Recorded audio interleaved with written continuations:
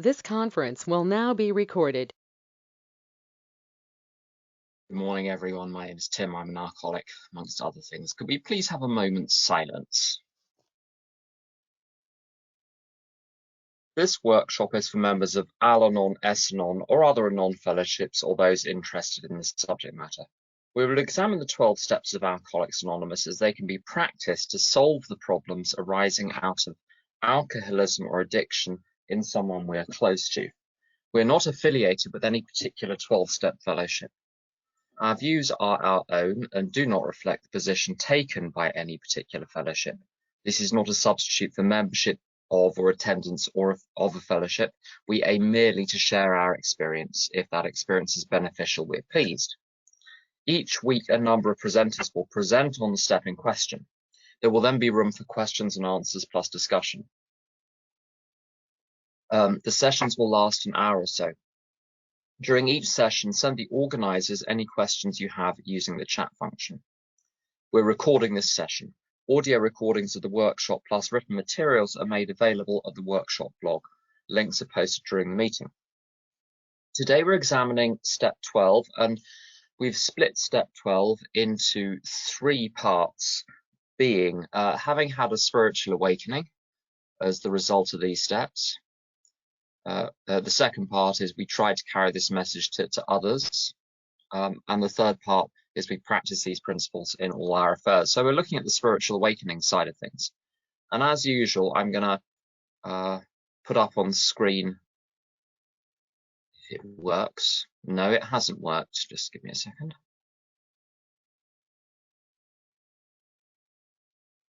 Ah, that's better. I put up on the screen a document which contains extracts from the Big Book on the topic, plus some little notes of my own for what it's worth below. All of this is published at the blog. Now, there is an awful lot of material on the spiritual awakening in the Big Book. In fact, the whole of the Big Book is basically how to have a spiritual awakening and not die in the process. So the quotations are ones that focus very specifically on the spiritual awakening. There is no way of covering all of them, so I'll cover a selection as occurs to me in the moment. This happens to be the first one, so let's start there. As Julie Andrews would probably have started at the very beginning, a very good place to start. This physician had repeatedly tried, this is Dr. Bob, this physician had repeatedly tried spiritual means to resolve his alcoholic dilemma, but had failed. But when the broker, that's Bill, gave him Dr. Silkworth's description of alcoholism and its hopelessness, the physician began to pursue the spiritual remedy for his malady with a willingness he had never before been able to muster. He sobered never to drink again up to the moment of his death in 1950. Now, if you read the chapter A Vision for You, it elaborates more fully on this little story, namely Dr. Bob's introduction to AA. And then if you want the fuller version, there's Dr. Bob's Nightmare, which is just after the basic text. It's the first of the stories at the back.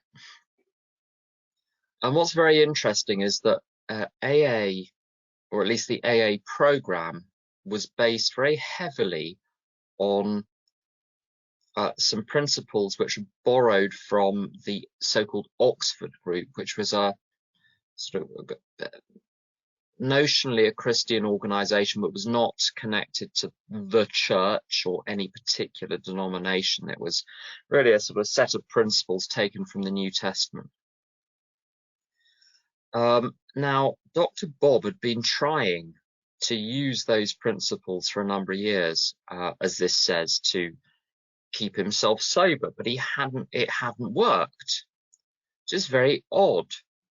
You'd think why not? If you go to God, surely God is going to help you.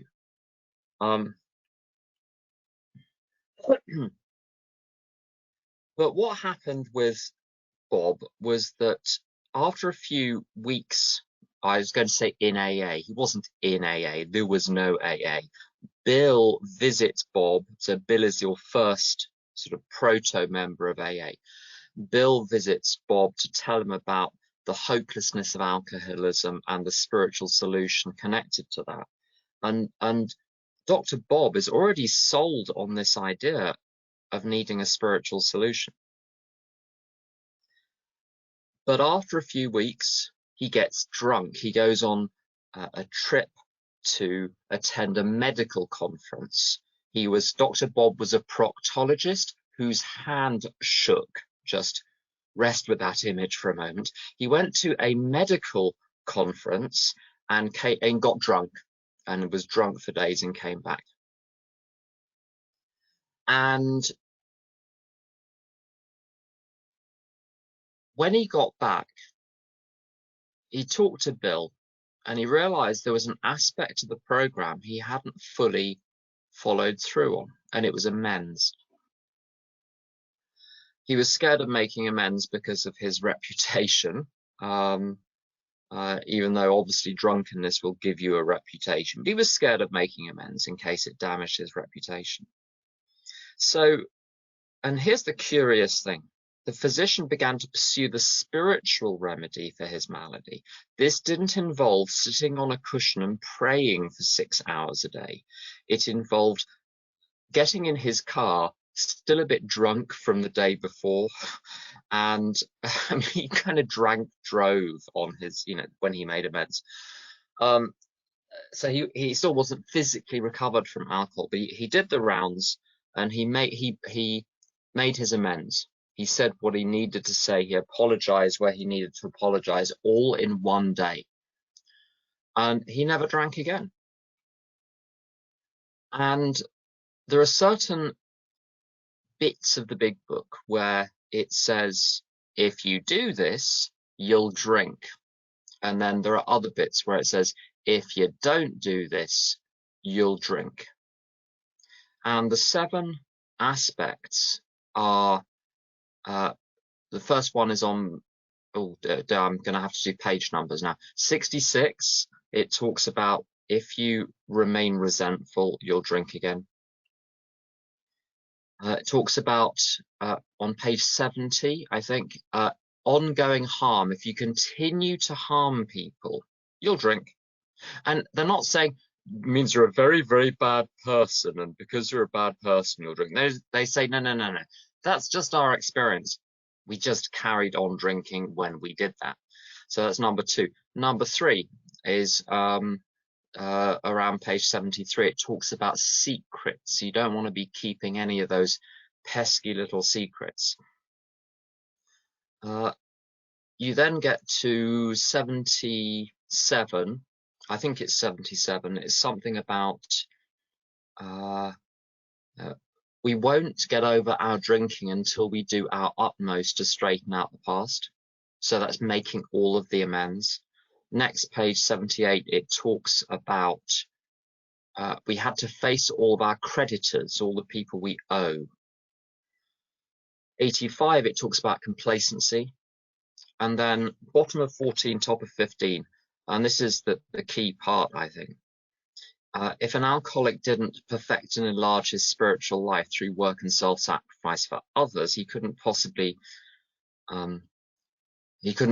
survive the certain trials and low spots ahead. So, to cut a long story short, pursuing the spiritual remedy does not mean you need to buy a one-way ticket to Thailand or Nepal.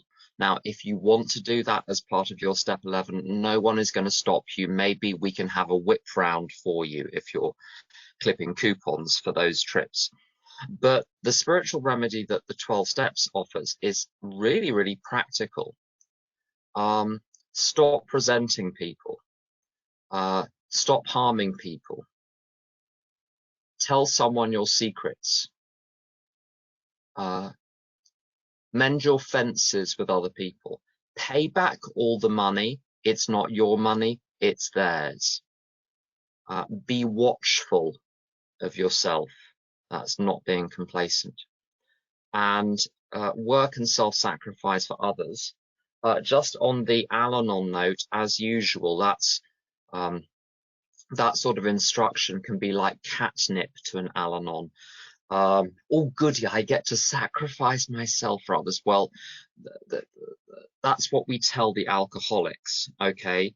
In the Al-Anons, we have to adjust. We have to adjust that for those of us with an Al-Anon stripe down our backs, and say, what does that mean? That means once our own house is in order, we're going to have some time left over, as long as we're not busy interfering in other people's lives. With the time that's left over, we say to God, hey, do you have anything you need me to do? So it's not, me fulfilling my own agenda by getting everybody else organized around me so that they're happier than they currently are. No. It's being constructively useful in the world on the behalf of the higher power, regardless of what other people think. Anyway, so those are the 7 things. As I say, step 11 is part of that. Step 11 is necessary to access the power, to access direction as to what to do with that power. But the spiritual remedy is super practical. You've actually got to do things. You've got to go and talk to people. You've got to be careful of what is going on in your mind. There's got to be a complete change in attitude, particularly on the resentment front. And so when Dr. Bob decided he was going to put his back into it, because he wouldn't stop drinking otherwise, it's all or nothing, then it worked. And there are a couple of other interesting related passages. There's when Ebby Thatcher was a member of the Oxford groups who went to see Bill Wilson in 1935. He explains what the program was, the system was.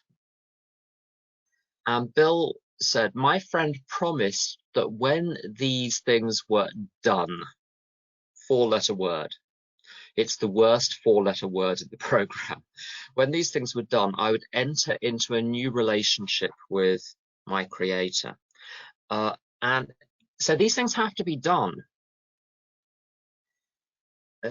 It's no good doing 3/4 of them, or half of them, or 1/4 of them, and expecting 3/4 of the results, or half of the results, or 1/4 of the results, or even worse, all of the results. If you go to lots of meetings, you'll hear someone who is on, I don't know, step 2, or step 4, or step 7, or 1/3 of their way through, the step 9, complaining that they haven't got the full promises of the program. Like, you're supposed to get the promises first and then you work the program. It's the other way around. And unfortunately, now I didn't make this up, this is just as it appears to me, and I've seen this so many times, I'm pretty sure it's true. The completion element is vital, and it's like if you take a trip to Edinburgh, you've got to pass through all of the intermediate stations along the way. If you refuse to go through Berwick-upon-Tweed, you're not going to get to Edinburgh. You're going to end up somewhere else. 11/12 of the way to Edinburgh gives you 0% of the benefit of being in Edinburgh. It doesn't give you 11/12. You don't get to enjoy 11/12 of Edinburgh because you're 11/12 of the way there. You can't even see it. All you see is bracken and moors and sheep. No Edinburgh, no castle, no kilts, nothing. And the program's a bit like that. It's pretty brutal. And I'll give you an example as to why. Have you ever had a resentment, just one, and it ruined your whole day? There you go. That's why. There is not much difference between having 47 resentments, 5,000 resentments, and 1 resentment. If you have 47,000 resentments, at least you have the benefit that they alternate, you switch back and forth, there's some variety, there is some interest. You've got 1 resentment and 1 resentment only, it's there like a constant companion 24 hours a day. Honestly, I'd rather have lots of resentments than 1 resentment. 1 resentment is enough to ruin your whole day. And if your life is made up of days, it's ruining literally ruining your whole life. If anyone is familiar with the spin-off films from the Harry Potter franchise, Fantastic Beasts, there is a creature there called an Occamy, which is, and this adjective is made up by J.K. Rowling, Karanaptixik. And what that means is it expands to fill the space it's in. If it's enticed into a teapot, it fills the space of the teapot. If you let it out into a huge hall, it fills the space of the hall. And resentment is like that. Whatever your spiritual, emotional, psychological space, a resentment, if you got one, will fill the entire space. Doesn't matter how small it is in theory. It's the space that occupies, that the resentment occupies, which dictates its size. It's not the size of the offense or the size of the offender or the gravity of it. So this is really an all or nothing thing. And another point about having a spiritual awakening is that if you want to have one, you better have one quickly. If you cut your lawn one blade of grass at a time, take it easy, they say. So you say, well, I shan't rush with the mower. I'm going to cut my lawn one blade at a time.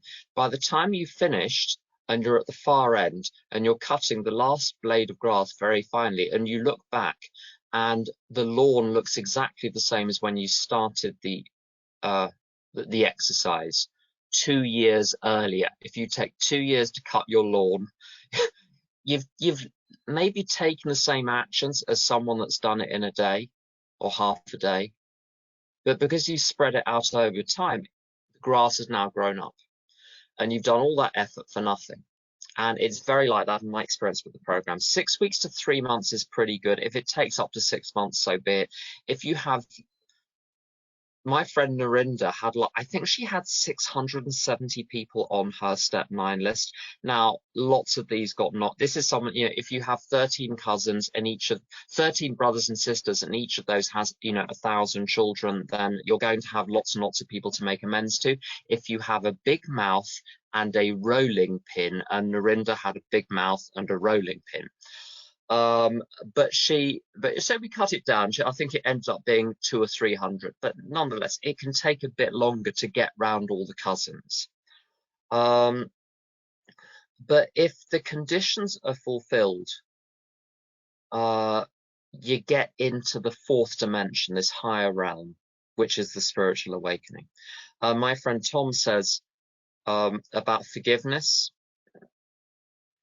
God says, come into heaven whenever you like, but I have one condition. You have to forgive everyone first before you can be forgiven. And you're like, can't I just have some of my forgiveness first? And once I've had my forgiveness, then, I'll forgive everyone else and you can let me into the banquet. And God says, no. House rules. You have to forgive everyone else before you're allowed into the banquet. So completing the program, getting to a position where there is no one left you're deliberately holding a resentment against. There are people or situations where the temptation, the memory of the resentment, the temptation to resent crops up like several times a day, but that you've already run through the arguments, that you shouldn't, you bat it away, you pray, blah, blah, blah. I'm not saying temptation doesn't come back, but you're doing the work. You've done the work. You've made all the amends for all the people you can find. You're deliberately and concertedly trying to help other people. You're in what is going to get called the 4th dimension. And I'm just going to finish on this, the difference between the before and the after. I think the before a spiritual awakening is where I feel like I'm at the center of the physical world, like a pincushion, and everybody else is in charge of the pins. and they just spend all day, every day, sticking pins in me. There is nothing I can do about it, and the best I can do is retaliate, manipulate, control, scheme, plot, resent, and gossip. These are the tools of the program before a spiritual awakening. With the spiritual awakening, the different state I'm in afterwards. Sometimes you're still watching the film going on, and the film may not be all that pleasant, but you're aware you're in the cinema and that there is a world outside, that this is not all there is to reality. There is more going on. And the difference between being in a horror film where, or watching a horror film in a cinema, where you forget you're in a cinema, you think you're actually in the film, and watching a horror film and having all the emotions of someone who's watching a horror film, but knowing that, first of all, this is a fragment of reality. It's a distorted reflection of reality. It is not reality. You're on a completely different basis. Now, the mechanics for why the actions of the program place you in a position where you realize the existence of a far greater reality this is not the time or place to go into the mechanics of that, but I can report, because that's what we do in recovery. We report. I report that to be the case. Recognizing that my identity stems from that higher reality, my purpose stems from the higher reality, and therefore my security stems from the higher reality, means I can operate in this world where you can get zapped at any moment by all sorts of things. It matters a lot less, because when the film's over and you leave the cinema, the world hasn't gone. Just that film's over. Maybe there's another cinema somewhere else where I can go and watch another film. But the whole basis of living is completely different. And so I can engage in the world with a lot more compassion, because I don't have any investment in the game. Now, last point about a spiritual awakening. You have a spiritual awakening, and it's amazing and it's lovely, and you can feel the universe literally vibrating, and you feel other people's emotions, like in a genuine way. You can feel their reality, and then you wake up the next day and you're depressed and you're angry again. Well, I'm afraid that's the way these things work. So I think it was Maimonides. If in doubt, say it's Maimonides, because no one knows it well enough to contradict you. I think it was Maimonides that said a spiritual awakening, or words to this effect, were like seeing a landscape lit up by lightning during a storm, and for a moment you see everything with perfect clarity, and then you spend the rest of your life trying to recall what you saw in that moment. And so I think, honestly, we have spiritual awakenings. I think I wake up spiritually unawake most days, and the job each day is to wake up again. And on a good day, I wake up between when I wake up and when I reach the kettle. Sometimes it takes a bit longer, and I spend the first hour or two bowing down at the altar of my own distorted perception of the world before I remember, oh, I'm wrong. Oh, sorry, I forgot. Anyway, I'm going to stop there, and let's, oh, there we go. Rabbi Chaim Moshe Lutzato in the Pathway of the Just. Marvelous. Well, I shall look that up. Thank you. So we've got some other speakers who are going to come in. So I'm going to shut up and do the dishes. Other speakers, please come in. Hi, everyone. I'm Osher. I'm a member of Al-Anon. Thank you so much, Tim. I thoroughly read Tim's handout on spiritual awakening that was just up on the screen. I can't suggest more strongly to really um, bite into it and take it in.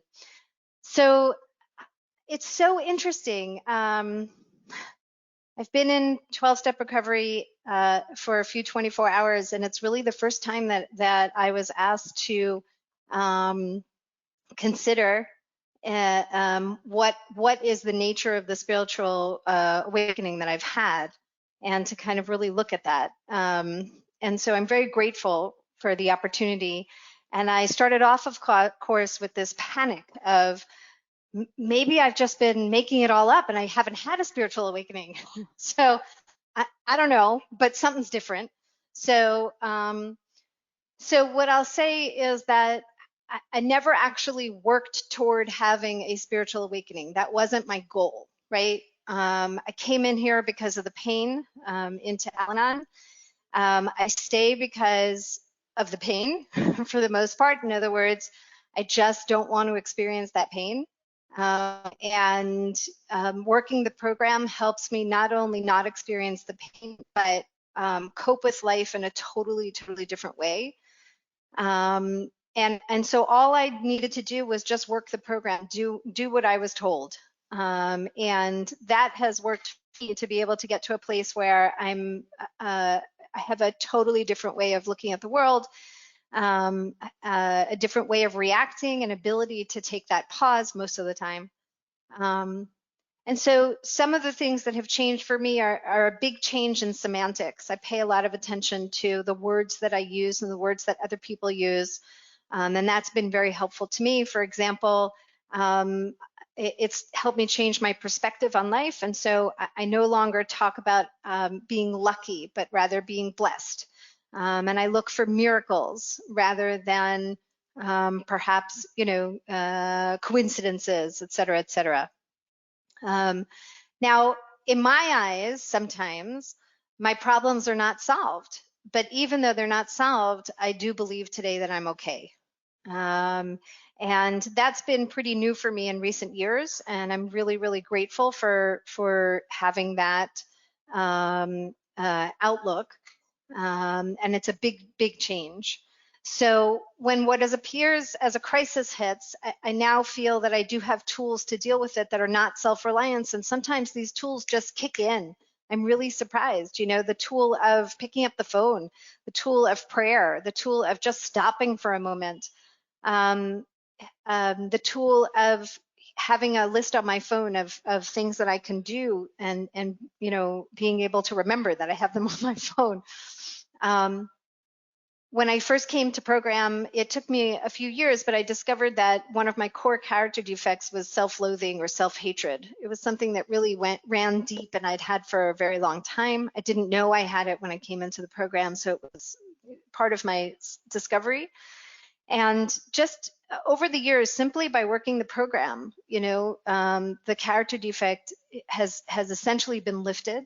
And I walk around on earth loving who I am, enjoying being who I am, and liking my choices most of the time. And being able to accept when I didn't like my choices, and learning more and more about just loving the various parts of me, and in turn being able to love other people. I never know where chicken and egg is with that one. I find that I can trust my intuition. Of course, I still run it by a group conscience. And over, I'm finding that my group conscience confirms my intuition. Not always. This week I had an occasion where a sponsee told me, "Did you call your sponsor on that one?" And they were both right. I was not. My intuition wasn't on, so I'll keep coming back. And a couple of years ago, some things happened in my life that I thought I would never get used to. Some attachments to people in my life that I thought that I could never let go. At the time, I couldn't possibly see myself without these people, and I couldn't possibly see myself with acceptance and forgiveness of the things that they had done and the choices that they had made. And a miracle has totally happened for me by simply following the direction of people in the program, where I most of the time thoroughly enjoy my life, have accepted where these people are, forgiven them most of the time. And I say most of the time because sometimes my ego comes back with little things that it likes to remind me of and say, and I get a chance to make a choice. One of the quotes from the handout is, "Quite as important was the discovery that spiritual principles would solve all my problems." And I have certainly found this to be true, without exception. And I really aspire to live by it today. I trust and love my higher power. I thirst for time with my higher power. Love, love, love time with my higher power. It is the sweetest feeling of fullness and completion, meaning completing me. And I would say that for me, that essentially summarizes having had a spiritual awakening. It's definitely about having a new belief system, beliefs about my identity, my usefulness, and so much more. It just trickles down and through me and into my entire life and all my thoughts. That's it. Thanks.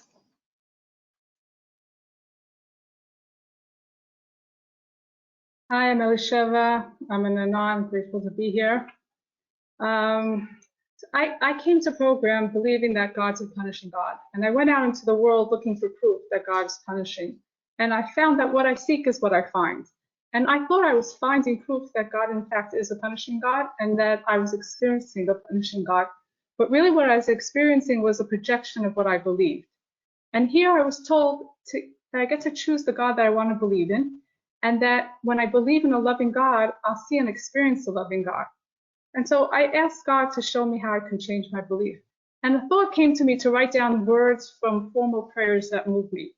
And at first, when I went through the formal prayers, I started writing down things that I thought should move me, because I felt guilty not putting those things on the list. But it became clear to me that they don't really move me, and this exercise is going to lose its strength if I do that. So I took out the things that didn't really move me. And then I went through certain parts of the Bible, of Psalms, and then eventually I started adding other spiritual readings. And I pray and meditate on these words. And along with the steps and applying the principles of the traditions and the concepts, this has really helped change my belief of a punishing God into a loving God. And it also helps me maintain this belief when the going gets tough. My beliefs influence my thinking, my attitudes, my conceptions, my motives, the things that I say and the things that I do.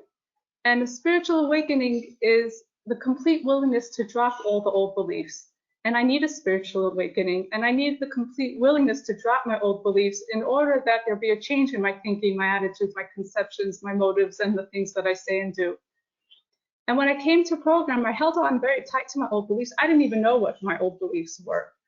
Now looking back, I can see that some of them were that God's a punishing God, that I need the addicts to be clean in order to be okay, that I can force people to change, and that will bring me serenity and peace. And I didn't know how to let go of the beliefs that I was aware of, and I didn't know how to become aware of the beliefs that I wasn't aware of. And I also didn't know what beliefs I should replace these old beliefs with. But what I did know was that my life was totally unmanageable. And I was willing to listen to what people in program had done, and I was willing to work the steps, but I had not yet surrendered. I was compliant. And Harry T-Bot defined surrender as a wholehearted acceptance. And I did not have a wholehearted acceptance that there were certain things that I could never do again, and that there are certain things that I'm always going to have to continue doing. I was complacent. I was willing to minimize my acting out. I was willing to minimize controlling people and manipulating and people pleasing and other non-behaviors. And I was even willing to totally give them up temporarily in order to be returned to sanity. But I held on to the belief that one day I'd be able to moderate my behavior, that one day I'd be able to take one or two manipulating or controlling actions, or say one or two controlling or manipulating things and then stop. Or that I'd be able to take one or two people-pleasing actions and then stop. And I had not surrendered to the fact that I'll never be able to moderate these behaviors. And I can't will myself into surrender. It's something that happens to me, and it happened to me through working the steps and through asking people in recovery lots of questions and following through with their suggestions, even when they made no sense to me. And then the gift of surrender was given to me, and with the gift of surrender came a spiritual awakening. And it came the willingness to drop the old beliefs and to pick up other healthy beliefs. And with that comes the flow of power from God to maintain my emotional sobriety. For me, the spiritual awakening is the sense of clarity that, of course, God is a loving God. There's no other option of what to believe. God is a loving God. Of course, I can't force someone to change. And of course, my happiness doesn't depend on anything outside of me. It became clear to me that by trying to control and manipulating people, I'm pushing God aside and I'm playing God. And I can either play God or I can rely on God. I can't have it both ways. And it's this clarity that God can restore me to sanity, even if the addicts continue acting out, as long as I stay close to God and I serve Him, and that God can return me to sanity no matter what's going on around me. Now, during the course of the day, I forget these things by the rough and tumble, what's going on around me. And that's why I need to keep coming back. I need to keep on working with my sponsor, being in touch with friends, coming to meetings, working with sponsees, because all of these keep on reminding me of the spiritual principles and the steps that I need constant reminder. I'll leave it there.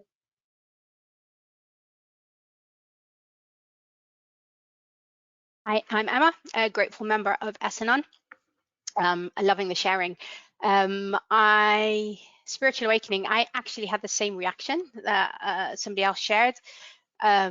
Okay, have I had a spiritual awakening? Am I making this up? Is this real? Am I just trying to play a role here? And that got me thinking a lot to where I started from. When I came in here, I don't know if you ever been to Spain, but when I was a kid, we used to go to Spain a lot, and I was really little, and I would go into the water with my mum and dad beside me. I'd go into the water, and sometimes I would get pulled under. And in that moment when I was pulled under, I had this complete desperation of, get me out of here, I'm going to drown. I had this total and utter moment of just anything and anybody save me. And that's pretty much how I felt when I came first into program. I had that utter desperation that I could not do this on my own. And I think that was a really big gift for me, because that expression had brought me to my knees. I needed something. So when I look back at there and I look back at my old behaviors, thinking that I could fix the world and I was responsible for the world, and if I could have done this and I should have done this and I would have done this, everything would have been fine. I just have to find the right key and the right formula, and I'll make it work. The joy of this program is I'm no longer Atlas. I no longer have the weight of the world on my shoulders. And I think that is the beginning of when I look backwards and I say, where did I come from? That I can see now what I don't do anymore. And I don't really have another measure bar that. It's a design for living, this program. You take the steps and you just do it. There's an advert on TV here that says you do what it says on the tin. You do what it says in the book. You do it and it works. And I know it works because I see it in my life and I see it in the lives of my friends and my sponsor and those around me. And it's the most incredible thing for me. The spiritual awakening, seeing that in my fellows in my meetings, seeing the change in them, seeing the change in other people, that is just the most awesome thing. It really is very godly for me. I had to also change a lot of my thinking, a lot of my actions, my behaviors, coming back to my thoughts.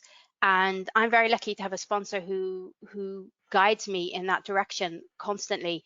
What's the belief, and has sent me on times to do 2-week exercise of the underlying belief and changing it and imprinting it to a different view. And I'm very grateful that, to me, that's God speaking through her to say, Emma, you can do this, it's possible. Sandy Beach says, it comes from the big book, suddenly we realize that God is doing for us that which we could not do for ourselves. And Sandy Beach comments that either you have a sudden change or a gradual change, but suddenly you realize it. And I think sitting down to do this, I suddenly realized it, that things are different. there is more God consciousness. There is more me coming to a situation with pause. There's more of me walking away. There's more of me bringing God into my life, of working with sponsees, praying, praying before I speak to them, praying before I do things. And I'm so very grateful for this. I'm going to end with something I read, and I don't know where it's from, and I don't know the original author, so please forgive me. But they said what for them was a spiritual awakening, and I really relate to this, an increased tendency to just let things happen. I don't have to be in control. Attacks of smiling for random reasons. I find that a lot. I have no idea why I'm smiling at a leaf, but it happens. Feeling more connected to others and nature. Episodes of appreciation for random things. This morning I woke up and I just felt good. And just for that, I'm so very grateful to wake up and feel good. Thinking and acting spontaneously rather than from fear, enjoying each moment. I never did that at the beginning, and I know that right now, every time I enjoy a moment, that's so godly, because that's so different to the way I was. I haven't got here yet, but loss of the ability to worry, but I'm getting there. I'm getting there by imprinting new things into my consciousness. Loss and interest of conflict. Loss of interest in interpreting other people's actions. That I'd like to work on some more, but it's getting there. Loss of judging others. Loss of beating myself up. Love without expecting anything back in return. I think that's a beautiful way of expressing some of the things that we gain in program. And whoever wrote it, I think it's really something to hang on to, because these promises come true if you just do the work. Thank you for listening. I think that's probably Maimonides. Anyway, I'm sure Evan will tell us if I'm wrong on that. So I'm just going to invite other people to come in and share by just put a little message in the chat box and I'll bring you in. If you're on the phone, just text Emma or Elisheva or Osher, who can then pass it on to me. But until we get volunteers, I'm just going to pick on people. So Rich, would you like to share?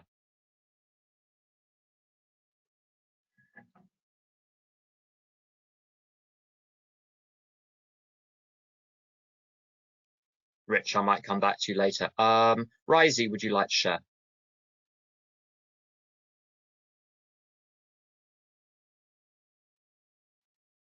Hi, it's Risey. Thank you all for your shares. For me, step 12 is big. I think it ties all the steps together. And to me, it's passing on what I've been given, taking on sponsors or sharing, and taking on more service. I think it holds me in the solid ground to do the actions of the program and to be able to take the actions from the night review from step 11. And it keeps, to me, it's like the consistency to be able to keep on praying to God to help, to be able to ask God for help, not to act out on my character defects, to be able to continuously be kind and tolerant to myself and with others. And like someone else shared, that it's big to be kind to myself and to be okay with myself. This is something I'm still learning. When something comes up, to deal with it straight away, not to let it ruin your day. So like if you need to apologize and you need to ask something to your sponsor, not to let it get big, the resentment or something that's going on. And usually it can just be like sitting with yourself and seeing what's going on for me. I think this is all coming together for me, on the bigger picture when I'm doing the program. And I think coming from step 2, where it says God is everything or nothing, and it's really, what do I believe? I repeat consistently, like, God, I know nothing, you know everything, show me what to do. And just because today I don't see it doesn't mean it can be a different day tomorrow. It's every day new, just to be able to work these principles. Actually, when I did the step 12, I wrote up the principles in columns, the things that to do or not to do, and I keep on reading it. The principles of the program are just something that floats in my mind, and it can keep me uplifted. And that's really that. I think other people shared it. It helps me to the spiritual awakening for me can be the letting go of control, or just the seeing sometimes the feeling of God is holding me, and seeing the growth in my life, the change that have been or to what is now. Thank you for listening.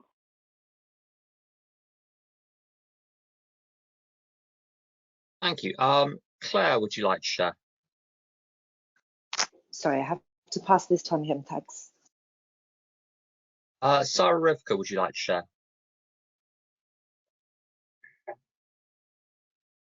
Hi, everybody. I'm Sarah Rivka, grateful member of Al-Anon. Yes, fabulous meeting. Thank you to everyone who shared so far. For me, a spiritual awakening happened to me both gradually and suddenly. So the first phase of the development was very gradual because I came into the program highly agnostic, and you know, and I was just so screwed up. I couldn't concentrate. It was like too complicated, all the steps and different things you're supposed to do. And I basically just came and I sat in meetings. I once heard someone say, if you on a program speaker say, like, if you go and you sit in a chicken coop every night from 8 to 9:30, like, do you become a chicken? In my case, I kind of did. You know, I saw you people clucking, and I sat there and I went to a lot of meetings. My first 5 years, I went to about 9 meetings a week, and I just absorbed what people were saying. I didn't do a lot of the steps, but I absorbed what was going on, and I felt the love, and I felt the hope, and I started to change. I mean, I didn't know that I was changing, but other people noticed it, and they pointed it out to me. And other people said to me, "Wow, you're really different." And I saw the people around me changing, so I figured, well, if they're changing and people tell me I'm changing, maybe I'm changing. So it was a very gradual. I had a very gradual coming to believe in a power greater than myself, and the spiritual awakening of that gradual kind, it took place over many years. And then one day I had one of those sudden awakenings, which was kind of amazing and very helpful. And you know, it just, I don't know if there's anybody who's new and they're listening to this. The program works. You know, at the beginning, Tim read the parts out of the big book, and it talks about the alcoholic, and all the alcoholic has to do is stop drinking, and they're big success. You get a cake, and people clap for you. And in Al-Anon, it's a lot harder. It's like, what exactly is it that I'm supposed to not do, and what am I supposed to do? And it just took me a long time to figure all that out. You know, when I came in, it was like, I don't even know if God exists. And today, I would say that God is the most important thing in my life, and my connection with God, and I seek God. And I still have no idea what God is, but I have an experience of feeling the love of God, and the desire to love other people, to pass that love on, the desire to be a channel for God.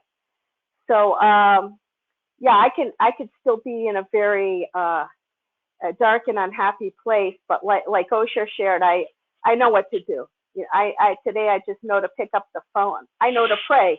If I call like 2 people and the line is busy with both people, I just automatically start praying. I'm like, oh, that's like God's way of telling me, go straight to God and do not pass go, do not collect $200, don't call anybody.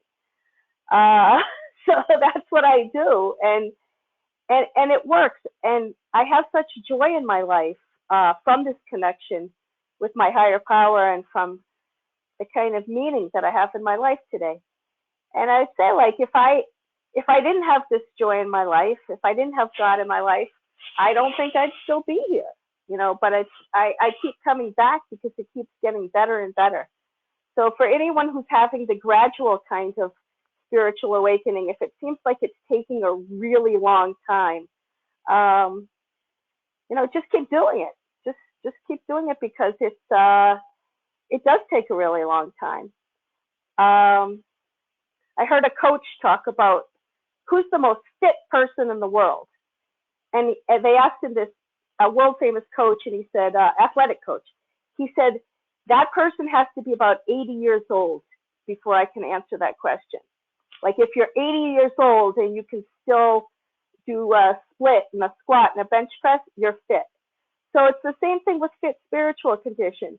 You know, come back and talk to me when you're 80, and then we'll see if you had this spiritual awakening that you're working so hard on today. Because I'm getting close to 80. 60 is, but, you know, feels close to 80, and it just keeps getting better and better. So that's my message. Keep coming back. Thank you. Thank you. Devoiri, would you like to share?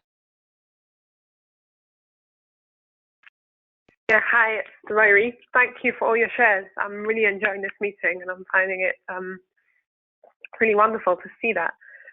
I think this has been shared, and I relate to this. I didn't come for a spiritual awakening. I came because I wasn't handling my life, and I needed an answer. I needed something else that would work. And to be honest, then I started hearing the answer from the meetings. It didn't seem like this was the right answer for me. I did not want to believe that there was a spiritual solution to all my problems. And it took me time to actually think that even if I don't quite believe that there's a spiritual solution to all my problems, I should try it, because it seems to be working for everyone else. And I think for me that spiritual awakening was seeing that in myself and in my own life, that this is the truth, that there's a spiritual answer to all my problems.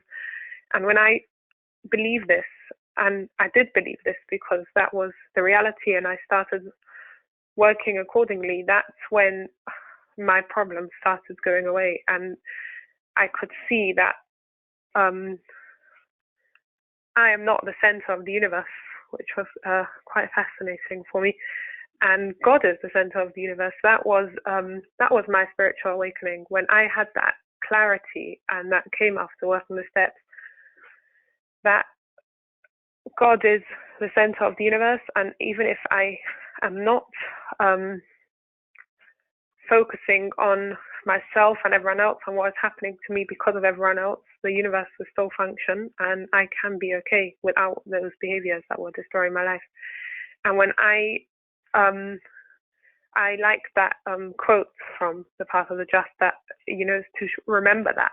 It's remembering that. And I have a lot of tools that help me remember that, because my ego keeps on telling me, and it happens more than once a day, that I am the center of the universe, and that everyone is doing things to me, and I have to kind of make sure this doesn't happen. And when I can remember that this is a lie and this is not true, and the earlier I remember it, the better off I am. I have the tools, and I know what to do, and I can get back to that place, and that is really beautiful for me. I want to share, related to that part about this having less resentments, 1 or 2 resentments, that can really kill me. I think that when I was doing it the first time around, and I was doing it probably a lot too slowly to get the full benefits of it, it took me well over a year, the first lot of the steps.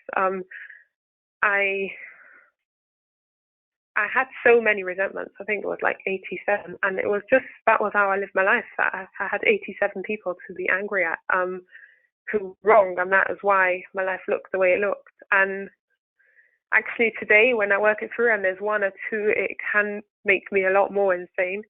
But I think I'm lucky today that I know that these 1 or 2 people that I'm holding on to, that is what's killing me. And I can turn to God, take inventory, pray, and it's a lot of praying and a lot of turning to God, and I have that solution which I can put in place. And like, I think this was shared as well, which I'll just say again, for me, the more often I turn to God before something goes wrong, turn to God when something starts going wrong, turn to God when something negative comes up, and just pray and turn to the source of, you know, that what is the center of my universe. That's when I'm spiritually fit. And the more I do that, the more it becomes part of my life, and the more my life improves. Thank you for listening. Thank you so much, everyone. I'm afraid that's all the time we've got for sharing today. Just a couple of little notices. We're back here for the next 2 weeks at the same time on the current cycle, so it'll take 2 more weeks to finish step 12. After that, people have asked, well, what are we going to do? Well, what we're going to do is this. We're going to be here every Sunday at 10 o'clock UK time. So watch the times of the clocks changing in different countries. It's a bit crazy at the moment. Everyone's changing it at a different time. It'll be 10 a.m. UK time. And what we'll have is a different presenter each week to present a topic from the Big Book, plus some readings from the Anon literature, which dovetail with that Big Book topic. So you can see how the two sets of literature work together, who will share for maybe around 15 minutes. Those presentations will be recorded and uploaded and be there for people to access. The rest of the meeting will just be ordinary sharing or questions and answers, whatever you want to do as the attendees for that remaining 45 minutes. Some more information about that and a flyer will be presented in due course, but we've got a couple of weeks left of the current cycle. So just to close off our meeting today, please unmute if you care to and join me in the Serenity. God, grant me the serenity. Grant me the serenity. I can change. Courage to change the things I can. And the wisdom to know the difference. Thank you very much. Bye bye.